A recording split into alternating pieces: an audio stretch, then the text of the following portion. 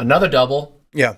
Katelyn Tuohy, which probably is the most obvious double we saw coming because there was not any drama in either of these races. It was, in a way, like, kind of boring because of how good Katelyn was better than the rest of the field. Like, there was never a moment when you're like, ooh, watch out, Olamomoy, like, oh, watch out, maybe Taylor Rowe's going to sneak up. It's like, no. Like, even when it came down to Taylor Rowe and Katelyn Tuohy in that 3K, it was just so different from a year ago. A year ago, Katelyn was first time being in contention to potentially win.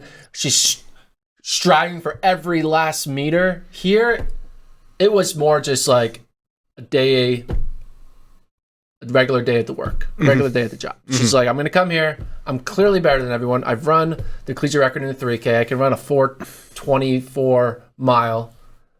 It was a moment of like, there's really nothing else for her to do now. It was so dominating. Especially with Parker Valby not being there, I feel like Katelyn Tuohy's kind of done everything at the NCAA level. There's nothing else for her to do now. Yeah, the gap was pretty stark. And in the 5, they were all together. Then it whittled down a bit, and then it was her and the 2 Alabama athletes. And then when she decided to make a move, it was done. It was over. So there was a long period of waiting, and then it was immediately over. Yeah. And I thought it was funny afterwards when you interviewed her and you asked her about, or someone asked her about altitude, like how much she had trained at altitude, how much she had been. And she doesn't have much experience at all at altitude. She ran like she was so comfortable competing at altitude. She ran like she had been there her whole life, right? Like the ease with which she moved through both of these fields, gets individual title number 4. And I'm interested in know what she does outdoors. You know, is it 5 and 10? Like, would we think it's that? Is she going to run some 1500s? Because then you also are going to look for outdoors, okay, beyond NCAAs, right? When you're winning NCAAs this comfortably, naturally you're going to think, all right, well, how can I do at USAs? And she's running well enough now to be in the mix at USAs. Yeah, NC State's going to have a decision to make. It's similar to kind of what NAU sometimes does, is they're going to look at Tuohy and be like, yeah, Tuohy, you could get us 20 points because she would easily win the 10K. But the thing is, if you run a 10K, you have to run 3 10Ks. You got to qualify, then run the prelim, and then run the final. So do you want to take 30K off of her legs to make her more prepared for USAs? So it's one of those things where, are they going to prioritize 20 points at NCAAs or giving Tuohy the best opportunity to finish top 3 at USAs in the 5? Yeah. And I think at this point, I think they're going to prioritize USAs. If you look at her marks this winter too, and you just project, it's not going to be perfect, right?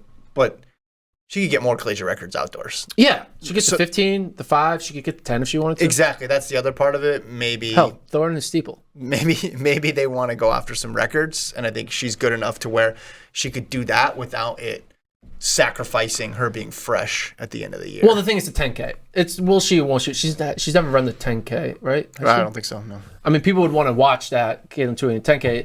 It would be interesting. But also they could look at it, maybe get a fast 10K, and then all of a sudden Tuohy has 2 shots at making the team in the 10 or the 5. Right. So, but her 15, I mean, her mile was really good this 15. year too, so maybe there's something there as well. Yeah, she has 3 options, and it's kind of good to have it's like, what's the phrase? Like, it's not a bad thing to have. God dang, I'm really bad with It's okay. phrases. When you have like multiple options. It's a winner's problem. That's what. Yeah, it's I've like that's always it's a good problem to have. That's the phrase. She got 3 good problems. She's got 3 good problems to have. Yeah. She also mentioned that she went into her coach's office, I think the week before declaring entries, or the week of NCAAs, and before she could say anything, Lori said, "No, you're not running the DMR. You're doing a 3K, 5K double. Like, you're not tripling." Oh, she wanted to triple. Did she want to? But, like, Lori stopped it before she even asked. Like, no, you're not tripling. That would have been interesting. I mean, it would have been a hard... is so compact. Yeah, when, you know this as the foremost Edward Cheserek biographer, when he did it, was the time gaps the same? Yeah. Okay. It just, the meat is so, because there's a men's section, a women's section, right, which they started after the COVID year. Now they've just kept it like that. Yeah. It's 80 minutes when you get to the final day. And then they take a little bit of a break, and then the men go. I swear, that triple that Ches did is better. It's can't believe he didn't win the Bowerman. Did he not win the Bowerman that year? I don't remember.